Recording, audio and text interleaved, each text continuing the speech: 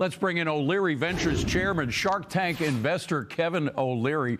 Kevin, don't you love this? I mean, he does start with these totally wild ideas, although when you really think about them, I mean, the Panama Canal Treaty, I remember when it was debated, Ronald Reagan debated with Bill Buckley about it and so forth. It is a contract. And it is a contract that has been broken literally thousands of times by the government of Panama, and China wants to get its greedy hands on it.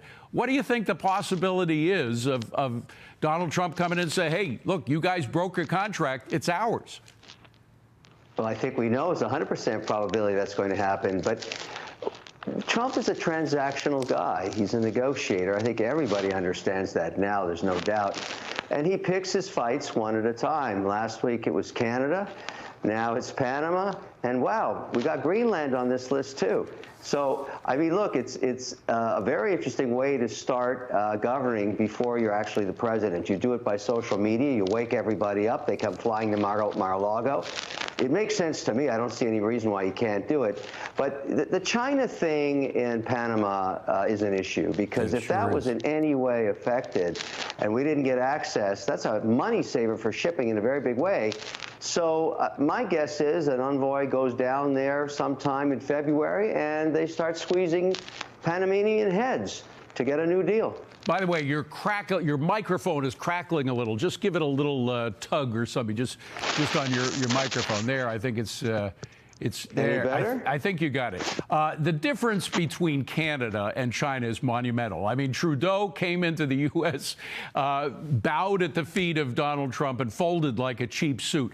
I don't sense the same kind of reaction coming from Xi. What's going to happen with Xi? They're going to play hardball. It is going to be hardball between the two presidents.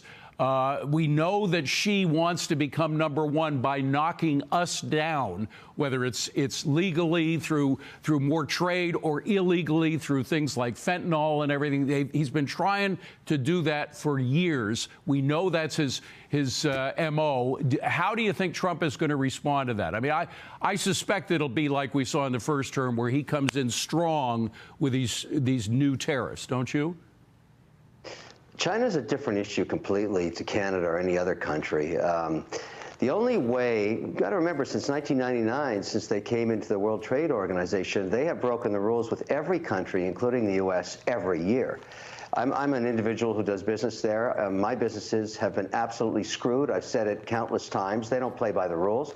There's nothing reciprocal in our relations. The only way to make it work with the supreme leader, as I like to call him, is to inflict massive economic pain and risk on him by imposing tariffs on sectors where many Chinese people are employed. I have nothing against Chinese people. I have a lot against their government.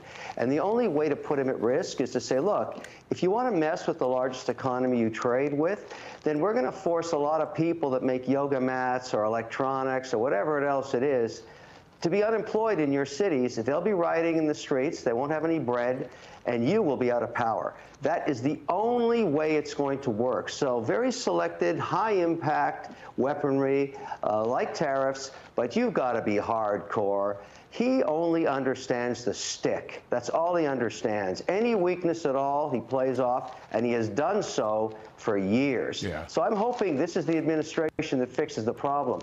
I have really been hurt by China, and there are millions of other businesses in America that are in the same boat I'm in. Absolutely. By the way, you mentioned the World Trade Organization. They still designate China as a developing nation. What that entitles China to are all these sweetheart loans that we partially pay for through the WTO, adding up to billions of extra dollars for the Chinese. Should Trump try to eliminate that designation of developing nation for China? They're not a developing nation. Exactly. They're in an economic war with us and many European countries. That's got to get fixed. All that stuff has to get fixed. 40 years of getting screwed. That's what's happened. And 40 years, by the way, of getting benefits that they don't deserve. And the Euros have gone right in there. And when there's a Democrat in the White House, they go right along. But I think it's going to be different now. Very quickly, The SEC, as we were just talking about in the previous segment, is going to change dramatically under Donald Trump. Paul Atkins is a big free market guy, unlike his predecessor. So what are you expecting in terms of opportunities that we couldn't see in the United States because the SEC played such a tough cop role that we won't see during the Trump administration? What more opportunities will exist? They'll exist because decisions will be made, particularly in the crypto and digital payment systems markets, where we should be leading worldwide and we're falling behind because we can't make up our minds. Listen, Gensler had a point of view that everybody understood. He just litigated his way into the courts on it. We need to get some decisions so that firms like mine can be compliant. We want to play by the rules as we do in every other market, the debt, the equity, the options market. Just tell us what the rules are. Yeah. That's all we need to know. And that once that's put in place, you will see an orderly transition into bringing crypto into the overall economic institutional infrastructure. That's what we want. Good stuff. Kevin, thank you so much for being here. Have a wonderful new year. If I don't see you, appreciate you coming on.